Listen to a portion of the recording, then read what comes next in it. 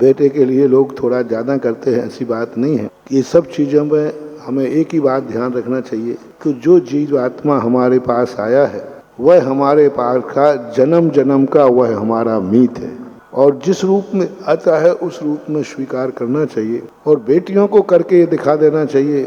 सबसे बड़ी बात है, बेटियों की बुराई क्यों होती है, ये सब में कारण बेटियां हैं। बेटियां अपनी जिंदगी में ऐसा करके दिखाएं माँ बाप की सेवा कि लोग अपने आप कहें हमें बेटा नहीं बेटी चाहिए यदि बुढ़ापा सुधारना है तो। बेटी क्या है कि बेटी शादी होने के बाद पल्ला झाड़ देती है, अब हमारा तो ये घर पराया है, हमारा तो वो है, अब माँ बाप के सामने। तो उस समय उनको कहना चाहिए बेटियों को कि देखो हम वहाँ आएंगे तो आपके माता पिता को भी हम उतना ही महत्व देंगे, लेकिन जिन माँ बाप ने जन्म दिया है उनकी वृद्ध अवस्था में उनके जीवन में भी मेरी जिंदगी में वही महत्व रहेगा जो आपके अपने माता पिता का है। जैसे पति के माता पिता का महत्व है उसी प्रकार पत्नी के माता पिता का महत्व है और दोनों माता पिताओं को हम बराबर दृष्टि से सेवा करेंगे।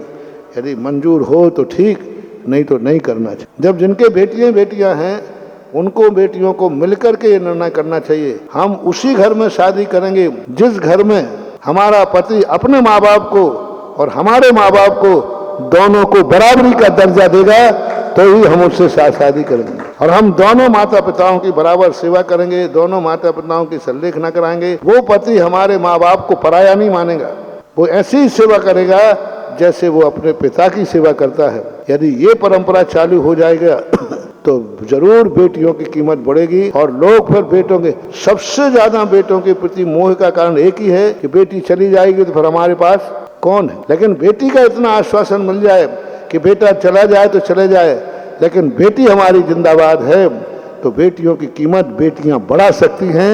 बेटियों को हिम्मत से काम लेना, ससुराल में अपना ऐसा प्रभाव जमाएं कि हमारे माता पिता के पास भी बेटा नहीं है लेकिन हम बेटी हैं, हम बेटा का कर्तव्य निभाएंगे, इसमें आपको कोई ऐतराज नहीं होना चाहिए।